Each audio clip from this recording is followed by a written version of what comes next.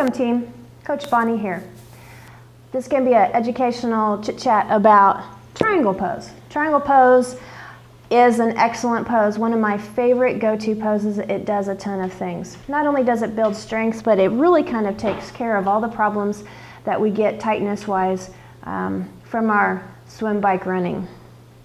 So let's dive in here a little bit. I'm going to talk a little bit about just the pose in general, because the majority of you have tight hamstrings. I used to have tight hamstrings, and it took me a year of dedicated work to get halfway decent hamstrings. And I have one that's tends to be a little bit shorter than the other. So this is my go-to pose. It's a nice pose in that I can stretch one hamstring a little bit more than the other. The first thing that we're going to talk about is ideally you would get a triangle pose that you see on Yoga Journal to where the spine is parallel to the floor, but I don't think a whole lot of us are going to be able to do that. So notice how the trunk is up. The spine is straight, it's not curved, but it's up a little bit, and the arms not pointing towards the ceiling, they're in relation to the heart. So this person is doing triangle against the wall. They're resting and they're paying attention to form, and they might have a counter here that they're putting their hand on, or a lot of blocks. Okay, I want to talk to you about counters, the use of counters, the use of blocks. It's not a handicap. It doesn't mean that you can't do it right. It just means that you are where you're at and you're a smart person for using tools.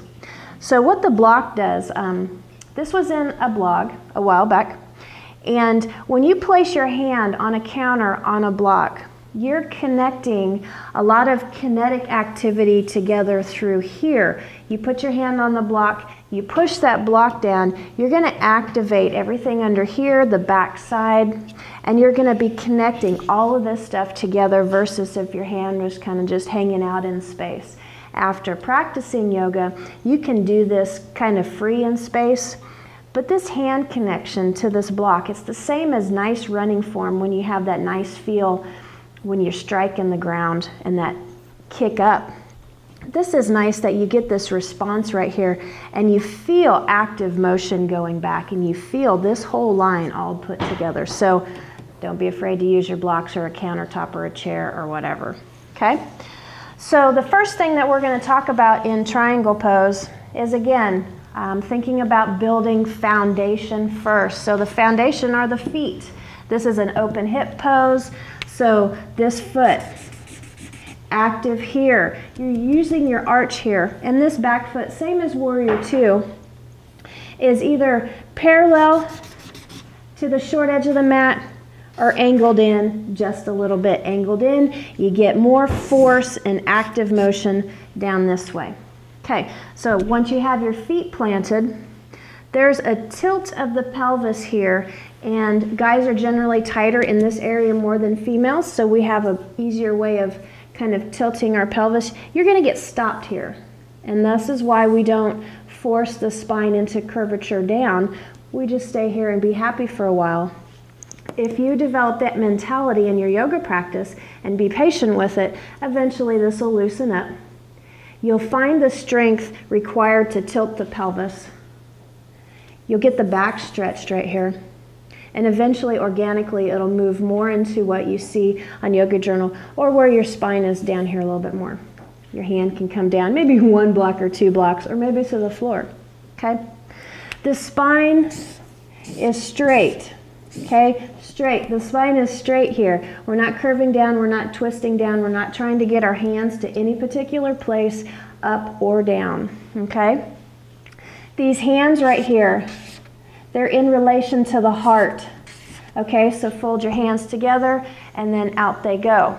So hands in relation to the heart. If you force your hand up further, if you're up like this, all you're going to be doing is kind of messing with the top of the shoulder, the acromion process, and maybe making your impingement a little bit worse.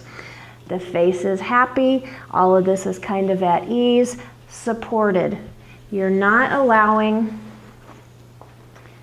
your neck to droop down and it be a sad face. Nope. This is good strengthening for the bike neck to be mindful that this is supported as well. Okay? So one more point, and then we'll be done with this kind of beginning triangle pose. There is a lot to be had right here, a lot to practice. Do it right and you will be tickled pink by some of the things that you can get here. So first off, with this knee joint right here, slightly bent, okay? Just slightly, like a micro bend. A lot of people are hyperextenders in their knees and they miss out on leg strength because once you have this leg slightly bent, you're engaging your quads. You get this synergistic activity between the quads and the hams. And true fact, if you can engage your quads, the hamstrings will automatically be more prone to relaxing. So that's another reason why you want to have your knee micro bent and this whole leg engaged. There is a lot of strength to be had here. The other action here, besides the quads engaged and this knee micro bent, is an external rotation here. The foot doesn't move, but again, we're talking about that glute. Okay, externally rotating this knee. A lot of times in a yoga class, the beginning students, they let this whole leg kind of roll in. Okay, the knee comes in towards past midline. There's some twisting action in the knee, which is a big no-no. The hip's not working at all, and the arch foot completely collapse. This is a kind of a secret thing. You learn how to rewire this kinetically, and your running will change to where maybe you don't need stability shoes anymore because you've retrained foot up how to keep that leg nice and strong instead of kind of collapsing in on it. So this external rotation, so what you want to do is just kind of externally rotate, use your glutes. Don't let the foot move. It's all in the glute area of rotating that leg outward. Okay? So this is triangle, excellent pose. The no-nos here, not letting this knee hyperextend or rotate into midline. Okay? Don't force it here. Use your tools. Be okay with the limitations within the pelvis and the hamstrings. Excellent pose to stretch the hamstrings and develop glute strength. Don't let the head droop. And I forgot to tell you a bonus feature of this. Bonus. This is an excellent way to stretch the back. One side is going to be tighter than the other, so this yoga pose is going to give you a way of addressing shortness on one side versus the other. Shortness in the ham, shortness in the back. So, interested in more yoga tips? Visit PRS Fit or BonnieKissinger.com. Enjoy and hope you have a great day.